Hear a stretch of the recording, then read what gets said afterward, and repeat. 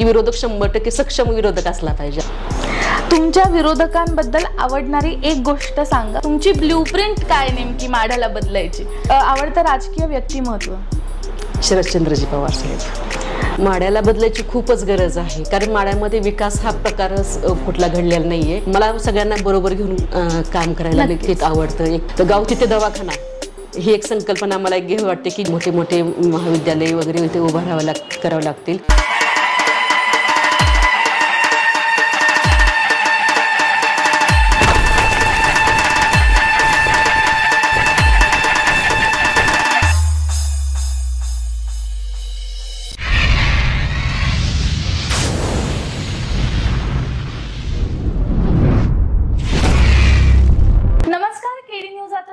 News channel मध्ये आपल्या सगळ्यांचं स्वागत आहे. बातम्यांबरोबर बरंच काही, सर्वांसाठी सर्व काही, तर चेहरे चर्चेतले या सदरामध्ये आपल्या सगळ्यांचं स्वागत आहे. आणि आज आपल्यासोबत एक खास गेस्ट आहेत.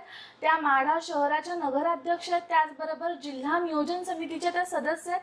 तर मिनलताई, तुमचं खूप खूप स्वागत आहे कर्कम दर्शन मध्ये. तर आपण पहिला माझा महत्वाचा प्रश्न आहे की आपलं जे सदराचं नाव आहे चेहरे चर्चेतले, तर तुमचा चेहराही फार चर्चेतला आहे, तर त्याबद्दल काय सांगायचं तुम्हाला? राजकारणातले सगळे चेहरे जवळपास चर्चेत राहतात. एकतर नेते मंडळी पुढारी असतात, त्यांना चर्चेत राहावंच लागतं. आणि लोकशाहीमध्ये एक प्रकारचं आकर्षण आहे राजकीय चेहऱ्यांबद्दल लोकांमध्ये, त्याच्यामुळे हे चेहरे चर्चेतले आहेत. मला एकंदरच तुमचा राजकारणात नेमका प्रवेश कसा झाला आणि मग आत्ताचा प्रवास कसा चालू आहे, काय सांगा? राजकारणात तसं येईल असं मलाही कधी वाटलं नव्हतं. मी पहिल्यापासून राजकारणाच्या विरोधी भूमिका माझी होती की मला राजकारणात अजिबात जायचं नाहीये, राजकीय माझा पिंडच म्हणजे हेच नाहीये म्हणून. परंतु माझे वडील राजकीय ह्याच्यात होते, 10-15 वर्ष ते पण गावचे सरपंच होते. लग्न झाल्यानंतर ज्यावेळेस सासरे आले, हे तर पूर्णपणे राजकीय घराणं आहे. 3ऱ्या पिढीतलं राजकारण सध्या आमचं चालू आहे. सहकार महर्षी गणपतराव साठेंची नातसून म्हणून मी सध्या काम करते.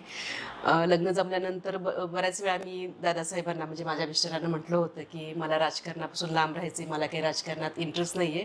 कारण प्रत्येकजण म्हणतं ना राजकारण म्हणजे एकदम खराब आहे आणि तिथं एवढं काही व्यवस्थितपणा नसतो कुठल्याच बाबतीमध्ये. आणि म्हणून आम्ही दूर राहण्याचा बराच प्रयत्न केला मी ह्यापासून. पण शेवटी नशिबाचा भाग्यात जे लिहिलेलं असतं ते काही चुकत नाही असं म्हणल्याप्रमाणे आले राजकारण. नाही, देवाने ठरवलेलं तुमच्याकडून समाजकार्य व्हावं, त्यामुळे बरोबर तुम्हाला तिथे आणून ठेवलेलं आहे देवाने.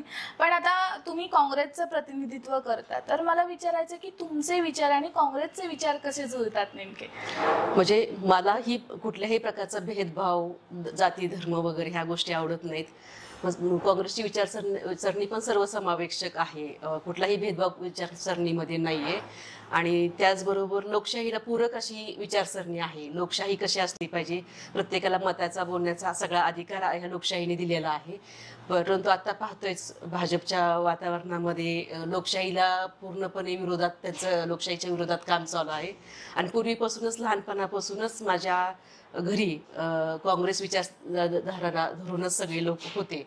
आणि मी पण पहिल्यापासून माननीय आपल्या स्वर्गीय इंदिरा गांधीजी असतील, स्वर्गीय राजीव गांधीजी असतील, ह्यांच्या नेतृत्वाने मी पण प्रभावित पहिल्यापासून झालेले असल्यामुळे आणि सासरे आल्यानंतरही आमचे सगळे काँग्रेसचीच विचारधारेचे लोक असल्यामुळे माझ्या ऑटोमॅटिकली त्या सगळ्या गोष्टी आहे तसंच कंटिन्यू पुढे झाल्या. खूपच छान.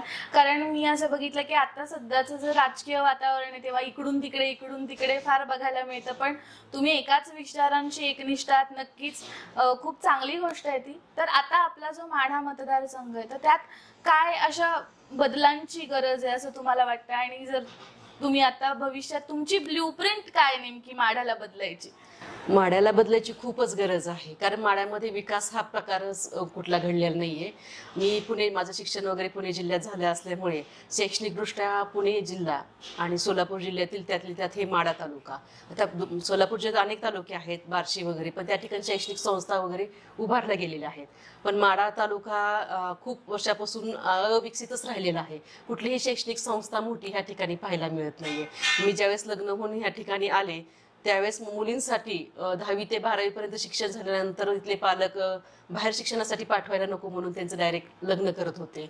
मी खूप लोकांना असं पाहिलेलं आहे की फक्त मुलींचं शिक्षण इथे नसल्यामुळे पुढचे महाविद्यालयीन शिक्षण नसल्यामुळे मुलींचे लवकर लग्न वगैरे झालेले आहेत. त्यावेळेस विचार केला की आपण म्हणजे माढा तालुका प्लेस असून सुद्धा इथं शैक्षणिक विकास का होऊ शकला नाही, अनेक मोठ्या मोठ्या संस्था का विकसित होऊ शकल्या नाही. हा पहिली गोष्ट आहे की माढ्यामध्ये शैक्षणिक विकास तालुक्यामध्येच कुठे झालेला नाहीये. जे engineering, medical college, diploma courses आणि ॲग्री कोर्सेस वगैरे असे जे काही कोर्सेस हवे होते मुलींच्या शिक्षणासाठी, हॉस्टेल फॅसिलिटीज मुलींना राहण्यासाठी वगैरे हव्या होत्या, त्या कुठल्याच फॅसिलिटीज इथं माढा तालुक्यामध्ये कुठेही आपल्याला पाहायला दिसत नाहीयेत. दुसरी गोष्ट आरोग्य व्यवस्था पण आपण पाहतोच आहे किती दिसाळ पद्धतीची आपल्या भागात आहे. कोरोनाच्या काळात सर्वांनाच ह्या गोष्टीचा अनुभव आला की आरोग्य व्यवस्था कशी सक्षम असली पाहिजे. ह्या बाबतीमध्ये आपल्या भागामध्ये कुठेही मोठे हॉस्पिटल, मल्टीस्पेशालिस्ट हॉस्पिटल, जसे बार्शीमध्ये मोठे मोठे मल्टीस्पेशालिस्ट हॉस्पिटल आहेत, तसं माढा तालुक्यामध्ये हॉस्पिटल नाही आहेत, शिक्षण व्यवस्था नाही, हॉस्पिटल नाही आहेत, दळणवळण साधनं नाही आहेत, युवकांच्या हाताला काम नाही आहे, मोठ्या मोठ्या इंडस्ट्रीज म्हणा, MIDCs म्हणा, उद्योगधंदे असे काही आपल्याकडे उभारलेले नाही आहेत. म्हणजे जे काही गोष्टी डेव्हलपमेंटसाठी गरजेचे असतात, महत्वाचं म्हणजे दळणवळणासाठी रस्ते चांगले लागतात. तर मी संपूर्ण माढा मतदारसंघातील माझे दौरे सगळीकडे झालेले आहेत, कुठेही रस्त्यांचा विकास झालेला नाही, रस्ते डेव्हलपमेंट कुठेच झालेले नाहीयेत. आणि रस्ते जर व्यवस्थित असतील तर दळणवळण चांगलं वाढू शकतं. ह्या गावातून त्या गावाला जाणारे रस्ते असल्यानंतर शैक्षणिक फॅसिलिटीज मुलांना मिळतात, आरोग्याच्या सुविधा पटकन माणसांना उपलब्ध होतात आणि दळणवळण व्यवस्थित होऊन त्या गावाचा विकास होऊ शकतो. आणि असा कुठलाच विकास आपल्या भागामध्ये झालेला दिसत नाहीये. म्हणजे विकासापासून कोसो दूर हा माढा तालुका आहे. एक माढा म्हणजे तालुका असून सुद्धा एक माढा म्हणजे खेड म्हणून समजलं जातं. मी पण इथं आल्यानंतर मला पण असं वाटलं की आपण खूप वेगळ्या भागात कुठेतरी येऊन पडलेलो आहे. जसं पुणे जिल्हा, इंदापूर आणि माढा असं काही दूर नाहीये, पण एकदम विकसित भागातून अविकसित भागाकडे आपण पाहिल्यानंतर जो दृष्टिकोन लक्षात येतो की आपल्याला म्हणजे ह्या भागात काहीच विकास झालेला दिसून येत नाहीये. नक्कीच माढ्याचा तुमचे विचार ऐकून मला असं वाटतं नक्कीच आता पुढच्या 5 वर्षात माढ्याचा खरंच विकास होईल आणि माढ्याचा कायापालट होईल की येताना असं वाटणार नाही की आपण गावात चाललो, असं वाटेल आपण कुठल्या तरी छान तालुक्यात चाललोय. पण सगळ्यात महत्वाचं म्हणजे शेतकरी, कारण जे आपण खातो, जे ते पिकवतात, तर मग शेतकऱ्यांच्या नेमक्या समस्या काय आहेत आणि त्यांच्यासाठी तुम्ही काय करू इच्छिता?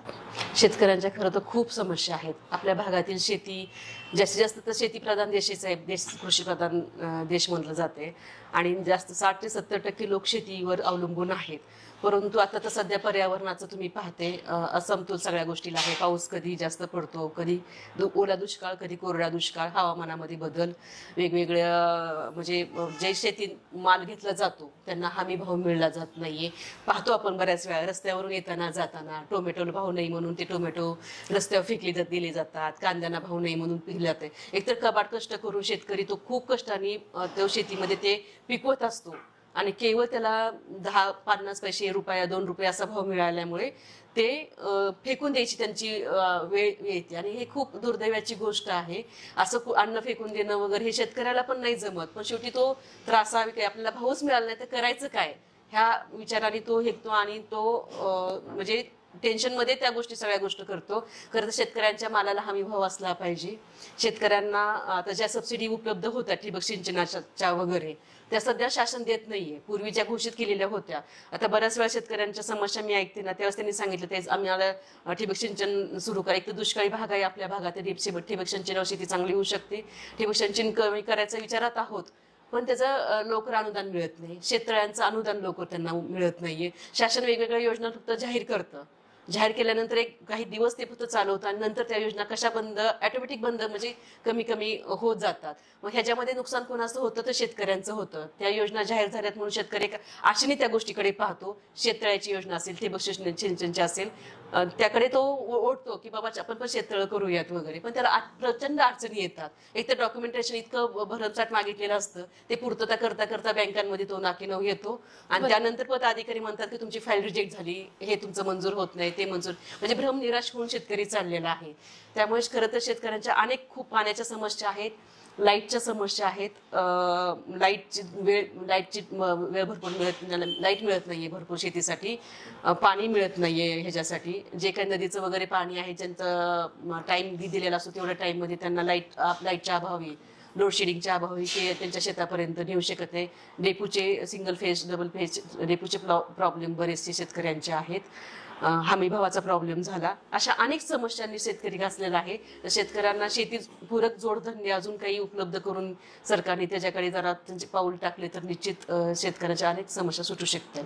नक्कीच मी आशा करते की शेतकऱ्यांवर अशी वेळ कधीच येणार नाही आणि एक हसता खेळता शेतकरी वर्ग आपल्याला बघायला मिळेल. पण मगाशी जे तुम्ही म्हणाला की आरोग्य सेवा आणि शिक्षण सुविधांमध्ये तुम्हाला बदल करायचे, पण मग नेमके ते बदल कसे असणार आहेत, मग त्यासाठीची तुमची रणनीती काय असणार आहे? कारण ह्याला भरपूर काळ लागतो, पण मग तुमचं त्याच्यामध्ये काय नेमके ठराविक चेंजेस काय आणि त्याची पहिली पावलं किंवा ही नांदीची सुरुवात कशी होणार आहे नेमकी? शिक्षण क्षेत्रामध्ये बदल करायचं म्हणजे एकतर इथं शिक्षण क्षेत्रामध्ये म्हणजे शिक्षण व्यवस्थाच आपल्याकडनं आहे. तर सगळ्या आपल्याला शिक्षण शाखा उभा कराव्या लागतील. मोठे मोठे महाविद्यालय वगैरे इथे उभा करावे लागतील. त्यासाठी फक्त मला सगळ्यांना बरोबर घेऊन काम करायला नक्कीच आवडतं. एकट्यानेच काम करण्यापेक्षा समाजामध्ये सगळ्याचं योगदान असले ना तर ते काम एकदम व्यवस्थित होऊ शकतं. तर मी नेहमी विचार करताना असा विचार करते की आपल्याकडचं शिक्षण व्यवस्था सुद्धा करायची असेल, मोठे मोठे कॉलेजेस वगैरे उभा करायचे असतील तर आपल्या इथे बरेचसे प्रायव्हेट शाळा स्कूल लोकांनी काढलेले आहेत. शिक्षण तज्ज्ञ खूप आहेत, खूप लोकांना शिक्षणाची आवड आहे आणि त्याच्यामध्ये बऱ्याच लोकांना काम करायचं आहे, पण संधी उपलब्ध होत नाही. बऱ्याच अडचणी असतील, आर्थिक असतील, जागा नसेल किंवा अनेक अडचणी असू शकतात.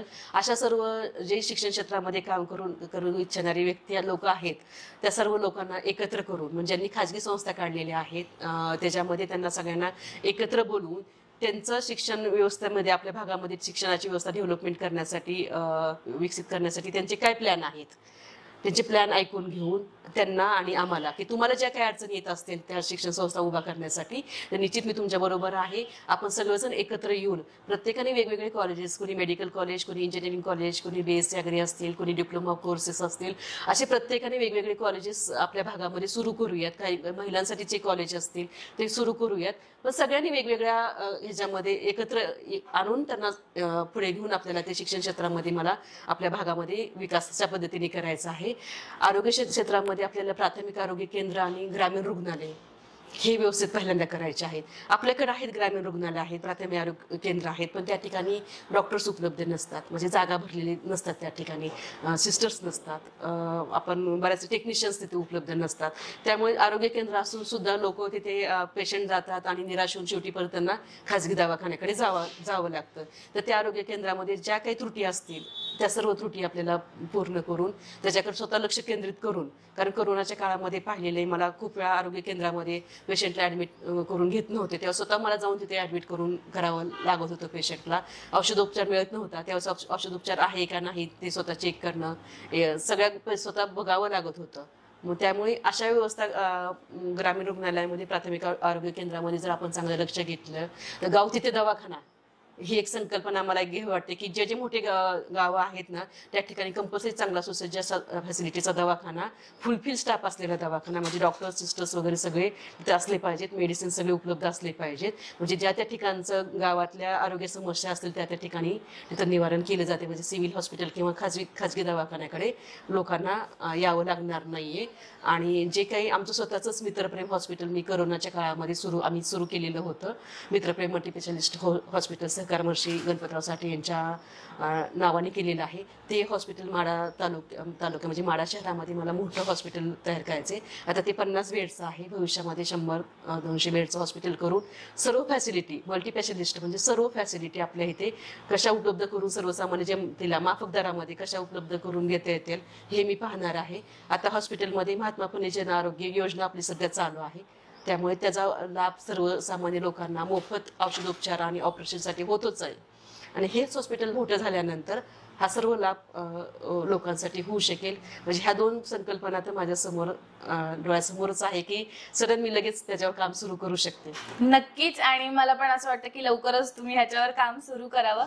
आणि हॉस्पिटल्स ऍक्च्युली फार महत्वाचे आहेत, कारण आपण दवाखान्यात जाताना विचार करतो की कुठे सरकारी दवाखान्यात, आपण खाजगीत जाऊ, पण एवढा छान दवाखाना तुम्ही नक्कीच उभा कराल की समोरच्याला असं वाटेल की नाही आपण खाजगीपेक्षा आपला सरकारी दवाखाना दवाखान्यातच सगळ्यात गेलं बेस्ट पाहिजे. आहे. आणि मित्रप्रेम बद्दल तुम्ही सांगितलं तर ती खरंच खूप मोठी गोष्ट आहे, कारण त्यावेळेस खरंच लोकांना गरज होती आणि त्यावेळेस तुम्ही उभा राहिलात हे केलेलं खरंच आहे ते. खूप हो. कौतुकास्पद आहे. तर माढा मतदारसंघात गुंतवणूक आणि उद्योग आकर्षित करण्याची नेमकी तुमची काय रणनीती आहे? कारण आता आपण बघतोय की गाव आहे तर लोकांना रोजगार, मग गुंतवणूक झाली पाहिजे किंवा मग लोकांना रोजगार मिळावा, यासाठी मग तुमचं नेमकं काय धोरण आहे?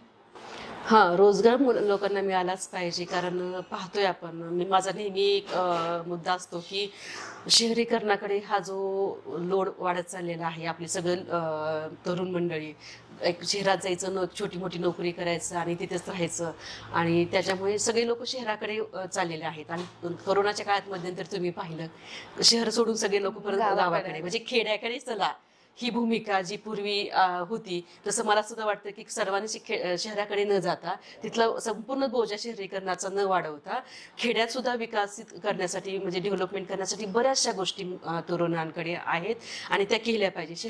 खेड्यातले उद्योगधंदे वाढले पाहिजेत.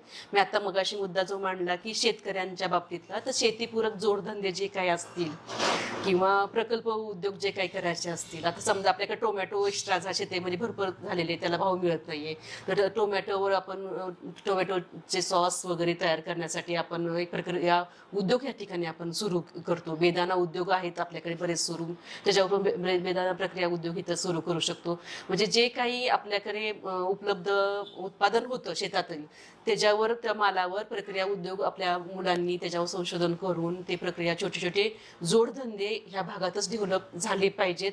ही माझी प्रमुख भूमिका असणार आहे तरुणांसाठी. आता BSc ॲग्रीकडे मुले बरेच ओळखत आहेत, उद्योगधंद्याकडे पण मुले बरेच ओळखतात.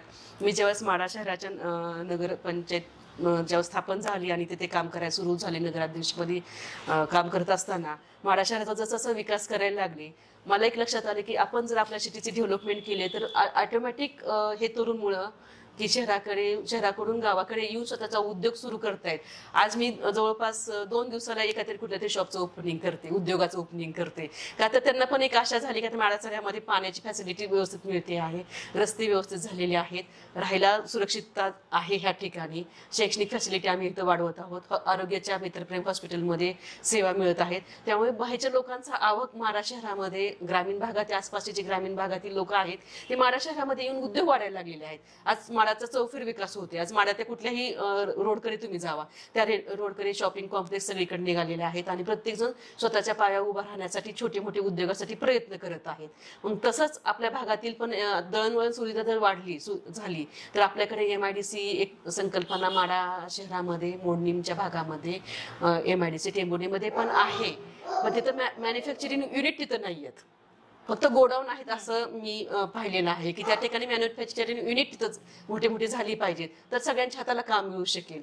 तसंच MIDC माढा तालुक्यामध्ये, प्रॉपर माढा शहरामध्ये, मोडणीमच्या भागामध्ये ह्या MIDCs वाढल्या पाहिजेत आणि प्रत्येक तरुणांनी स्वतः एक काहीतरी नवीन संकल्प घेऊन वेगवेगळे उद्योगाकडे वळलं पाहिजे, तरच आपल्या भागातील इतर मुलांना पण काही उद्योगामध्ये हातभार लावता येईल आणि संपूर्ण चौफेर विकास सगळीकडचाच होईल. म्हणजे फक्त एकाच शहरीकरणाचा, म्हणजे शहराचा पुणे मेट्रो सिटीज आहेत, सोलापूर सिटीज आहेत, त्यापेक्षा प्रत्येक ग्रामीण भागामधील पॉप्युलेशन त्या भागामध्येच थोपवून प्रत्येकाला एक सुखकर जीवन आपल्या आपल्या भागामध्ये मिळू शकेल.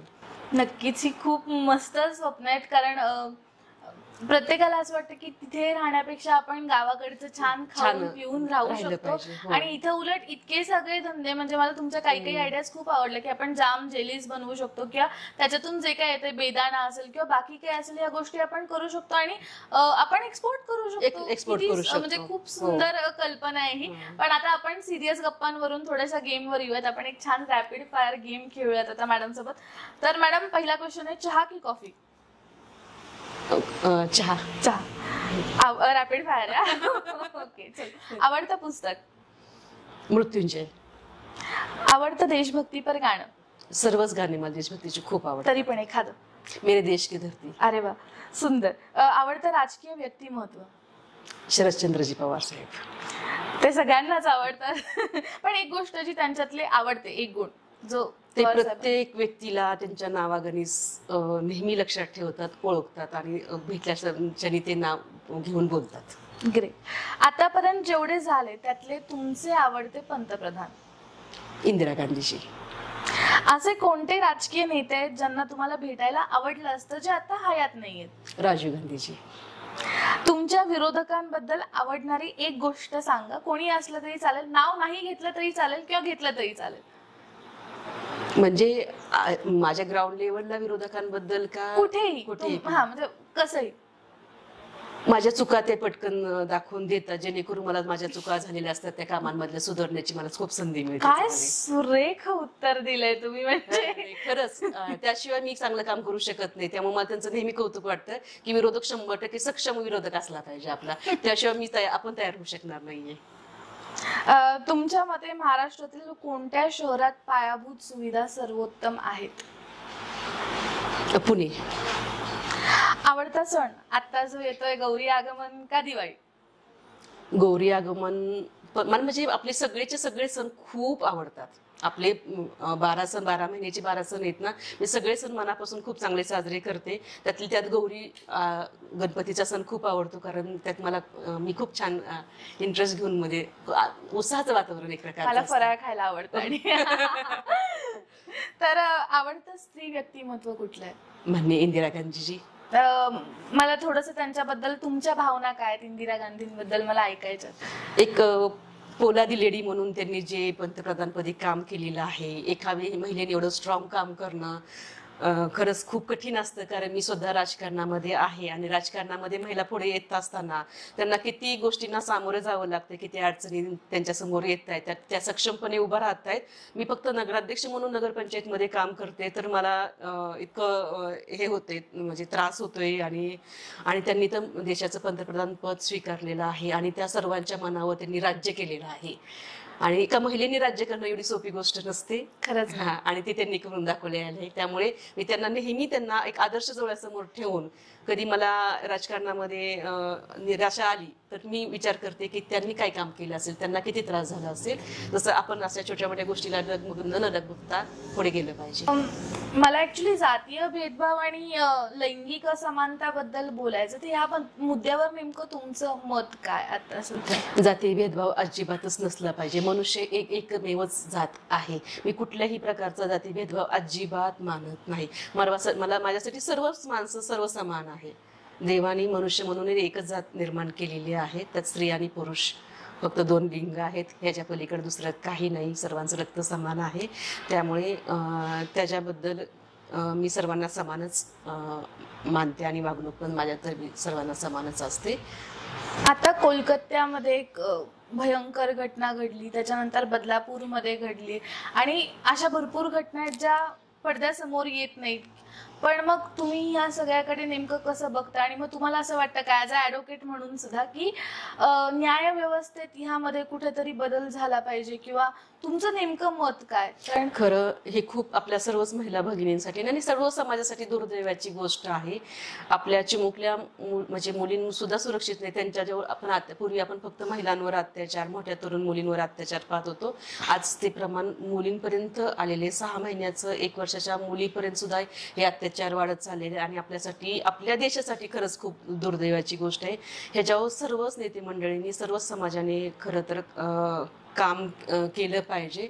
ह्याच्यामध्ये सर्वांची मानसिकता सुधारण्याची खूप गरज आहे. संस्काराचा विषय येतो म्हटलं तर आपण पाहतोय फक्त मुलींनाच एकमेव फक्त संस्कार किंवा तू हे न करता, आज जसं जिजाऊने शिवरायांना घडवलं, प्रत्येक स्त्री माते समान आणि बहीण समान, असं प्रत्येक आईचं कर्तव्य आहे, कुटुंबाचं कर्तव्य आहे की आपल्या मुलांनी समाजातील सर्व मुलींकडे, स्त्रियांकडे एक आदर्श म्हणूनच त्यांच्याकडे नजरेने पाहिलं पाहिजे. बहीण आणि आई म्हणून ह्या नात्यानेच त्यांच्याकडे पाहिले पाहिजे. आणि हे मुलांच्या मानसिकमध्ये, पुरुषांच्या मानसिकतामध्ये बदल होण्याची खूप गरज आहे. ह्याचा खरं मी पण खूप विचार करते की हे आपल्याकडून म्हणजे सगळ्यांकडून कुठे चुकते की अशा घटना का होत आहेत आणि अशा घटना खरंच वारंवार होऊ नये. न्यायव्यवस्थेचं म्हटलं तर न्यायव्यवस्थेमध्ये खरंच तत्काळ ह्याच्यावर निकाल लागणं, फार लवकर कोर्टमध्ये ह्या गोष्टी चालणं आणि निकाल होणं गरजेचं आहे. कारण जोपर्यंत ह्याच्यावर पटकन ह्याला शिक्षा होत नाही तोपर्यंत ह्या न्यायव्यवस्थेचा सिरियसनेसपणा किंवा ह्या घटनेचा सिरियसनेसपणा त्या लोकांना कळणार नाहीये की अशी जर घटना झाली तर ह्याच्या बाबतीमध्ये एकदम कडक शासनाने कडक त्यांच्यावर हे झालं पाहिजे. जेणेकरून त्यांनी परत अशा दुसऱ्या व्यक्तींनी ह्या घटना करायच्या वेळा 1000 वेळा विचार केला पाहिजे की हे नाही बाबा, हे जी खूप जबरदस्त शिक्षा आहे, आपण अशा नजरेने चुकूनही पाहू नये. आणि समाजामध्ये ह्या गोष्टीमध्ये मुलींना सक्षम केलं पाहिजे, स्ट्रॉंग केलं पाहिजे. आता मी सध्या प्रियदर्शिनी महिला मंडळाच्या माध्यमातून एक काम हाती घेतलेलं आहे की मी मुलींना सेल्फ डिफेन्सचे धडे सध्या देते. प्रशिक्षण मी 400 मुलींना गेले 3 दिवसाचं प्रशिक्षण माढा शहरामध्ये आत्ताच नुकतंच पार पडलेलं आहे. मुलींनी जुदो कराटेचं एक बेसिक प्रशिक्षण, जेणेकरून कोणी तुमच्याकडे अशा गोष्टी हे करायला आलं तर आपल्याला त्याचा प्रतिकार कसा करायचा, डिफेन्स कसा करायचा, ह्याच्यावर एक छोटंसं प्रशिक्षण आम्ही दिलेलं आहे. आणि मुलींनी खूप चांगलं प्रशिक्षण घेतलेलं आहे. आणि माढा तालुक्यात सर्वच शाळांमध्ये मी हे प्रशिक्षण सुरू करते. त्यातून मुलींचा कॉन्फिडन्स पण वाढतोय की आम्ही प्रतिकार करू शकतोय. त्या 3-4 काही स्टेप्स आपल्याला त्यांनी जुदो कराटे शिकवल्यानंतर त्यांचा कॉन्फिडन्स वाढेल. मुलींना जागृत करणं आणि प्रत्येकाचं, समाजातील प्रत्येकाचं हे काम आहे. कुटुंबाचं आहे, शिक्षण व्यवस्थेचं आहे, शाळेतल्या शिक्षकांचं आहे, समाजामध्ये जे लोक काम करतात समाजामध्ये त्यांचं आहे. आणि प्रत्येक व्यक्तीचं काम आहे की आपली आई, बहीण, मुलगी कशी सुरक्षित राहिली पाहिजे, हे सर्वांनी काम करावं असं मला मनापासून वाटते. आणि त्याच्या ह्यात तर मी काम ऑलरेडी सुरू केलेलं आहे. जेवढं काही मला त्यासाठी करता येईल तेवढं चांगलं काम मी ह्या गोष्टीकडे लक्ष केंद्रित करून करत आहे. नक्कीच, कारण मी पण तुमच्या सोशल मीडिया हँडलवर ते पाहिलेलं की तुम्ही कराटे केलेले आणि खरंच हे नाही, अशा घटना जेव्हा पाहते मी खूप वेळा निषेध व्यक्त केला. आम्ही मोर्चे काढले, पण मोर्चे काढून निषेध व्यक्त करून काहीही होत नाही. 1 तासाचा मोर्चा काढतो, काळी फीत लावतो, आपण निवेदन देतो, ह्याच्या पुढे आपण दुसरं काही करत नाही. हे करण्यापेक्षा ना प्रत्येकाने आपल्या आपल्या गावामध्ये आपल्या समाज कशा सुधारला गेला पाहिजे. जसं शिवाजी महाराजांच्या काळामध्ये शिक्षा होती, कोणी डोळे भरून करून सुद्धा त्या महिलेकडे पाहत नव्हतं. आणि खरं आपण ज्या जयंती, मी तर प्रत्येक वेळेस म्हणतो, आपण डॉक्टर बाबासाहेब आंबेडकरांची जयंती साजरी करतो, महात्मा फुलेंची जयंती साजरी करतो, शिवाजी महाराजांची जयंती साजरी करतो. आणि ह्यावेळेस काय करतो तर डीजे लावायचा आणि मोठे मोठे मिरवणुका काढायचं. त्या दिवसाची जयंती त्या दिवशी संपवून टाकायची. पण त्यांची विचारधारा आहे ते समाजामध्ये कुठेही वाढताना किंवा त्यांच्या विचाराचा अवलंब कुणीही करताना दिसत नाहीये. खरं त्यांचे हे महापुरुषांचे इतके चांगले विचार आहेत आणि त्या विचाराने जर आपण चाललो तर समाजामध्ये अशा घटना कधीच घडणार नाहीयेत. आणि ही विचारधाराच कुठे लोप पावत चाललेली आहे. फक्त दाखवण्यासाठीचा जी भूमिका लोकांची आहे की आम्ही जयंती मोठ्या प्रमाणात आणि प्रत्येकाने आपापल्या महापुरुषांना वाटून घेतल्यासारखं झाले. पण हे महापुरुष कुठल्या समाजाचे, त्यांनी कुठल्याही एका समाजापुरतं काम केले नाही, त्यांनी सर्व समाजासाठी काम केलेलं आहे. ते सर्वांचेच आहेत. त्यामुळे ह्या सर्व त्यांची विचारांवर काम करणं खरंच खूप गरजेचं आहे. मी ज्या ठिकाणी अशा कार्यक्रमात जाते त्या ठिकाणी आवर्जून सांगते त्यांचे विचार काय आहेत ते तुम्ही जयंती दिवस नाही, दररोज तुम्ही त्यांच्या विचारांचं देवाणघेवाण एकमेकांशी करा आणि समाजामध्ये त्यांचे विचार कसे लोकांपर्यंत पोहोचतील आणि तसं कसं त्यांच्याप्रमाणे काम करता येईल. जसं आपण सर्वांनी मिळूनच त्या बाबतीत काम केलं ना तर अशा अनेक घटना आहेत, अशा सगळ्या घटनांना प्रतिबंध होऊ शकेल. हे मुळात मानसिकतेमध्ये बदल होणं खूप गरजेचं आहे. आणि अजून एक गोष्ट तुम्ही फार छान बोलला की शिवाजी महाराज आपलेच, आंबेडकर आपलेच, सगळेच आपले आहेत, सगळे आपले. त्यामुळे त्यात वाटून घेणं हे फार चुकीचं आहे. कारण सगळ्यांबद्दल आपल्याला तेवढीच रिस्पेक्ट आहे, सगळ्यांकडून शिकण्यासारखं तेवढंच सगळ्यांनी आपल्यासाठी केले. त्यांनी भेदभाव नाही केला, आपण भेदभाव करणारे कुणी नक्कीच होत नाही. आणि मला हा विचार प्रचंड आवडला तुमचा. पण आता आपला कारखाना आहे कुर्मदास, तर पर्यावरण संवर्धन आणि औद्योगिक विकासाचा समतोल, कारण ह्या दोन गोष्टी एकदम अशा पॅरलल चालतात आणि मिसळल्या तर फार काहीतरी वेगळंच होतं. तर याचा समतोल साधण्याची तुमची योजना काय नेमकी? पर्यावरण संवर्धनाकडे खरंच खूप काळाची गरज आहे, लक्ष दिलंच पाहिजे. आता पाहतोय आपण उन्हाळ्यामध्ये किती हीट वाढलेली असते, ह्याचा विचार शक्यतो कुणीच करत नाही. म्हणजे हे कारखान्यांचं प्रदूषण असेल, सामाजिक गोष्टींमध्ये होणाऱ्या सगळ्याच गोष्टींचं प्रदूषण आहे. मी म्हणते आता आपण सिमेंट कॉन्क्रीटची जंगलं उभा करत चाललेलो आहोत आणि त्याच्यामुळे खरं तर हे उष्णता वाढत चाललेलं आहे. पण आपण उष्णता फक्त एकच पर्याय घेतो की AC एअर कंडिशनरमध्ये राहणं, AC गाड्या चालवणं आणि दुसरा काही विचार करत नाही. पण ह्याच्यावर खरं तर पर्यावरणपूरकच कामं केले पाहिजे, वृक्षारोपणाची कामं हाती घेतली पाहिजे. जे जे मोठे मोठे कारखाने आहेत त्यांचं वेस्ट वॉटर असेल, त्यांच्यातून निघालं वेस्ट मटेरियल असेल, त्याचं त्यांनी कसं ते विल्हेवाट लावतायत ह्याकडे लक्ष दिलं पाहिजे. आणि कारखान्यांना कंपल्सरी म्हणजे नदी नाल्या त्याच्यामध्ये ते सोडत तर नाही आहेत ना वेस्टेज सगळं त्याचं ते एक बघितलं पाहिजे आणि वृक्षारोपणाकडे सर्वांनी खूप मोठा भर दिला पाहिजे जेणेकरून त्या पर्यावरणासाठी आपल्याला वृक्षारोपणाची खरंच खूप गरज आहे. आपण वृक्षारोपण लावतो पण त्याची जोपासना केली जात नाही आहे. आता प्रत्येक शहरामध्ये प्रत्येक रस्त्याच्या कडेला ज्यांना ज्यांना रस्त्याची कामं मिळत आहेत शहरामध्ये बिल्डिंग्स बांधले जात आहेत त्यांना कंपल्सरी एवढ्या प्रकारचे वृक्ष तुम्ही लावून ते संवर्धन करणं केलेच पाहिजेत असं हे कंपल्शन त्यांच्या नियमामध्ये अटीशर्तीमध्ये ते घालून त्यांच्याकडे वृक्षारोपणाचा भर दिला पाहिजे.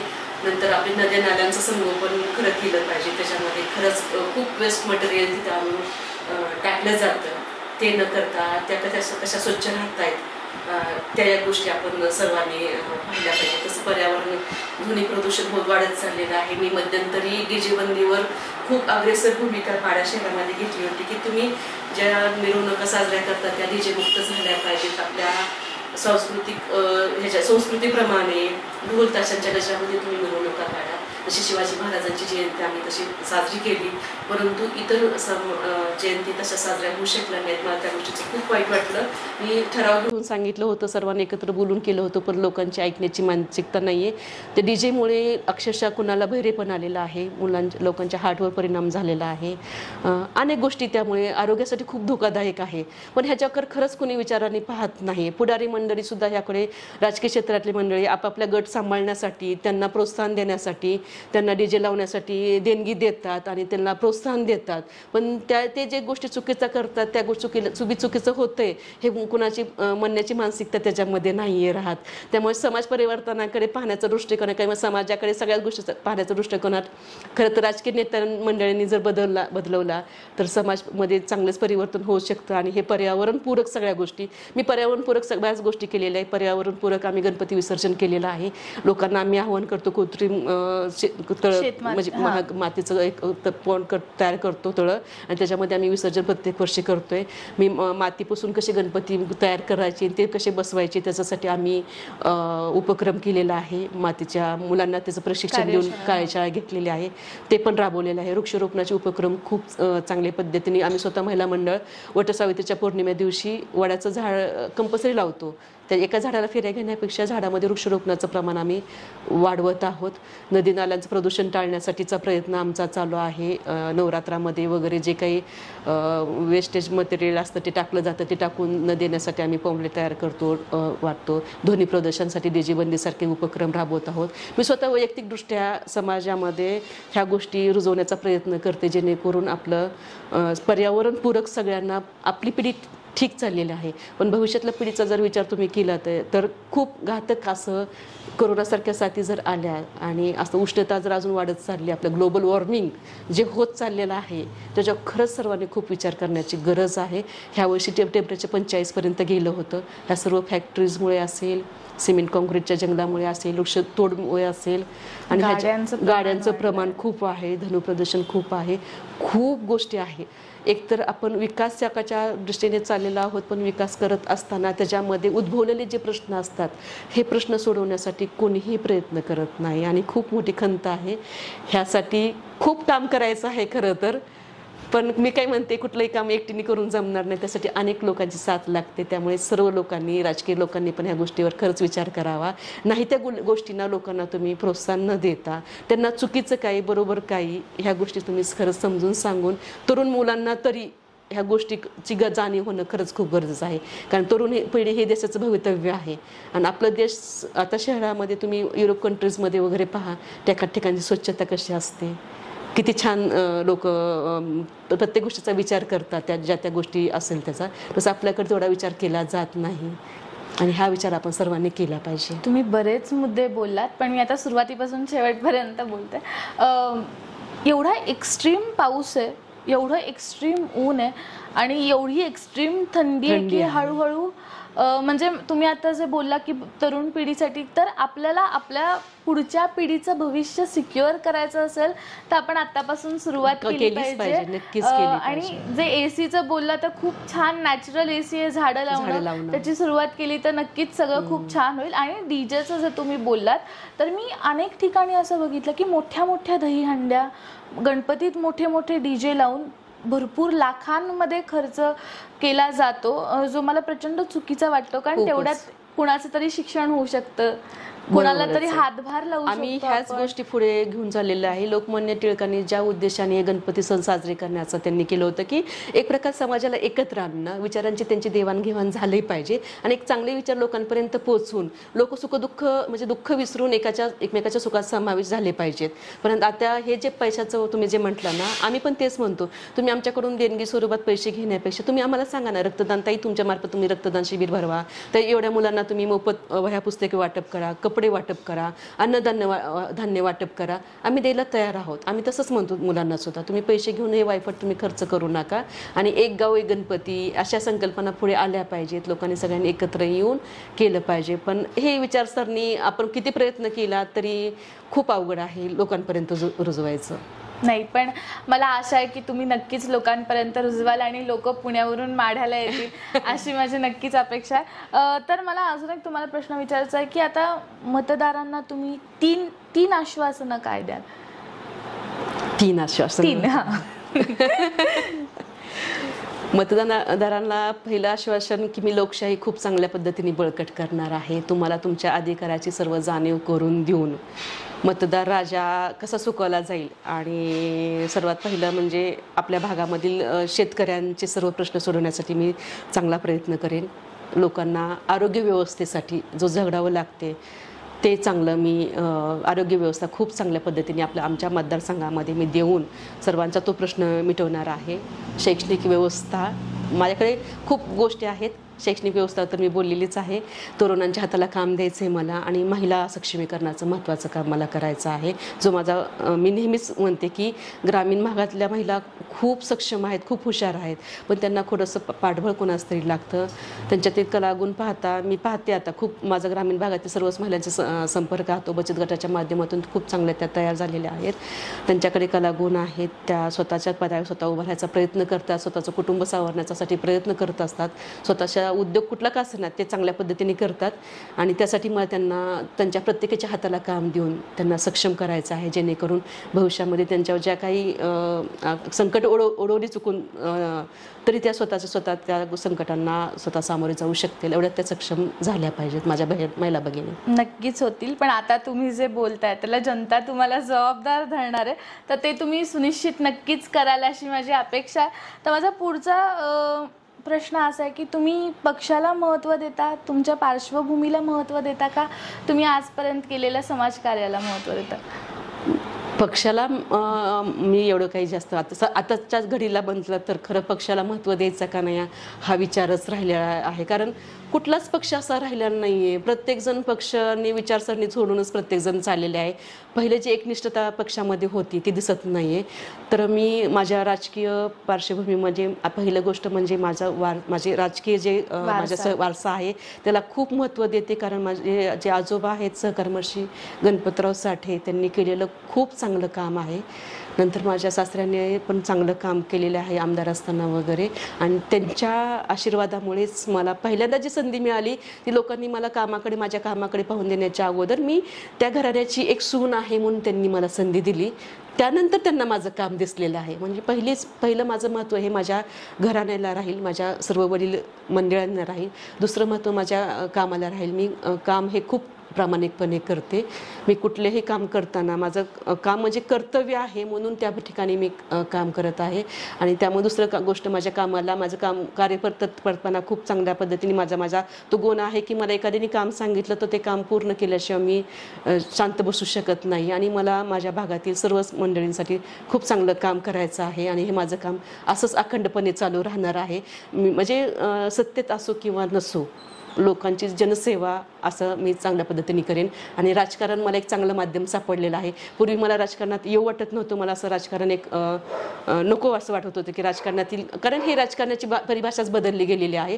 पण स्वतः राजकारणात आल्यानंतर नगराध्यक्ष झाल्यानंतर मी ह्याच्या माध्यमातून लोकांची अनेक कामं मार्गी लावू शकते. त्या खुर्चीवर बसल्यानंतर त्या खुर्चीला मी चांगल्या पद्धतीने न्याय देऊ शकते आणि माझ्या माता भगिनी असतील, सर्व तरुण मंडळी असतील, सर्वांची कामं मला मार्गी लावू शकतात. मग मला असं वाटायला लागलं की हे एक खूप चांगलं माध्यम आहे आहे की लोकांच्या समस्या सोडवू शकतायत. राजकारण हे समाजकारणाचं खूप चांगलं माध्यम आहे हे त्या ठिकाणी बसून समजलं आणि त्यामुळे मी समाजकारण म्हणून मी राजकारणाकडे पाहते आणि लोकांची सेवा करण्यासाठीच मला फक्त राजकारणामध्ये राहायचं आहे. ह्याच्या पलीकडे दुसरा कुठलाही उद्देश नाही आहे, कुठल्याही कुठची मला हाव अपेक्षा अजिबात नाही आहे. जे असेल ते माझ्या कामाच्या बळावर मला मिळेल. नक्कीच तुम्हाला कामाच्या बळावर मिळेल. आणि मग मला असं विचारायचं की मग आता तुम्ही निवडून येण्यासाठी, आता आपण सपोज करूयात तुम्ही निवडून येण्यासाठी मग तुमची भिस्त कार्यकर्त्यांवर आहे का तुमच्या स्वतःच्या कर्तृत्वावर आहे? कार्यकर्ते पण खूप मोलाची साथ देतात. खरं कुठल्याही नेते मंडळी कार्यकर्त्याशिवाय अर्धवटच असू शकतो. कारण मी पाहते माझे कार्यकर्ते माझ्या आमच्या सर्वांच्याच घरातल्या सर्वांना कुठलंही काम मी एकटी करायचं म्हणलं तर शक्य होतं. तुम्हाला म्हणल्याप्रमाणे कुठलीच गोष्ट एकट्याने शिवाजी महाराजांनी पण कुटुंब आहे. शिवाजी महाराजांनी पण मुरबन मावळीजवळ घेऊनच त्यांनी स्वराज्य स्थापना केलेली आहे.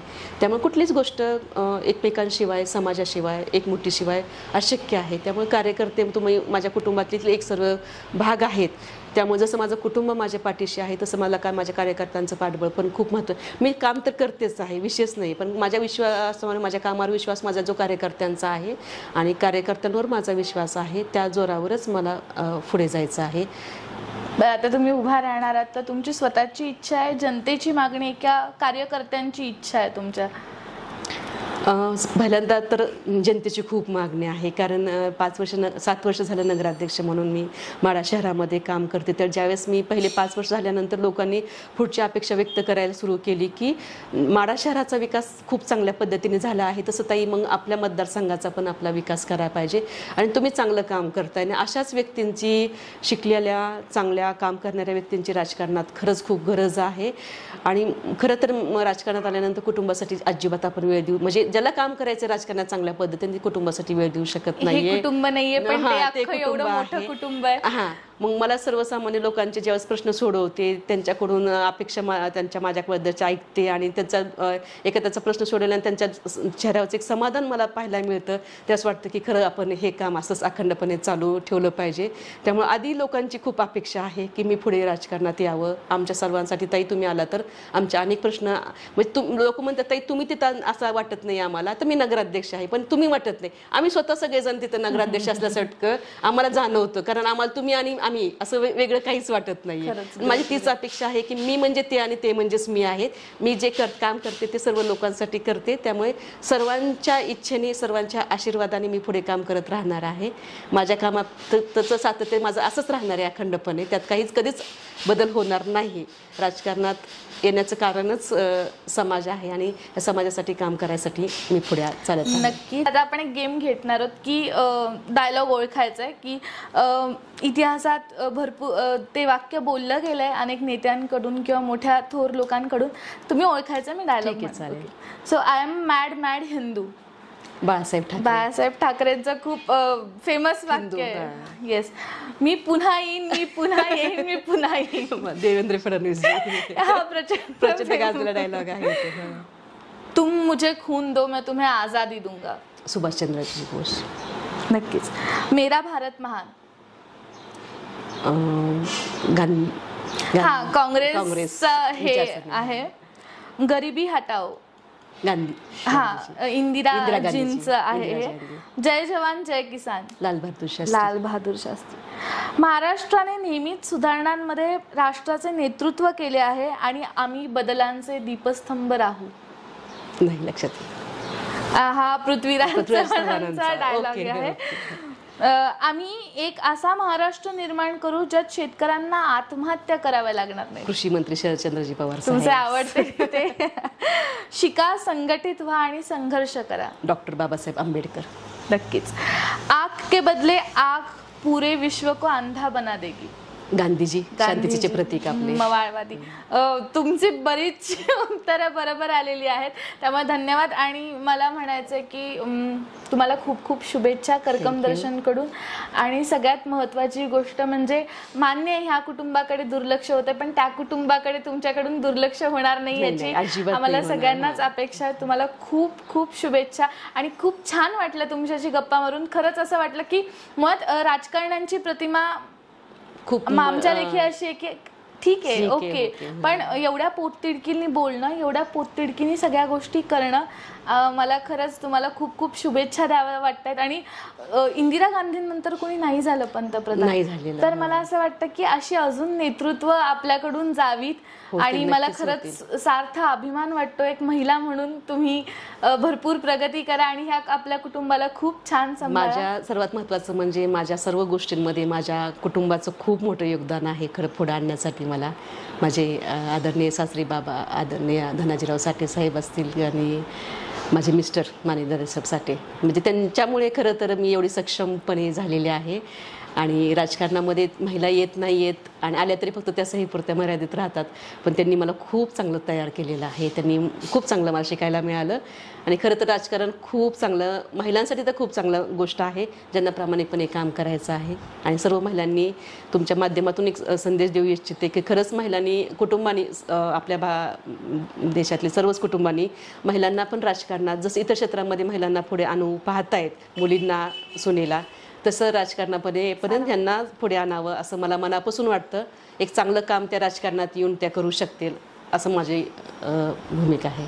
तर हे कर्कम दर्शन कडून तुम्हाला आपल्या गाव पातळीवरच्या बातम्यांचा आढावा घेण्यासाठी कर्कम दर्शन न्यूज चॅनलला सबस्क्राईब करा आणि बेल आयकॉन वरती क्लिक करून नोटिफिकेशन ऑन करा.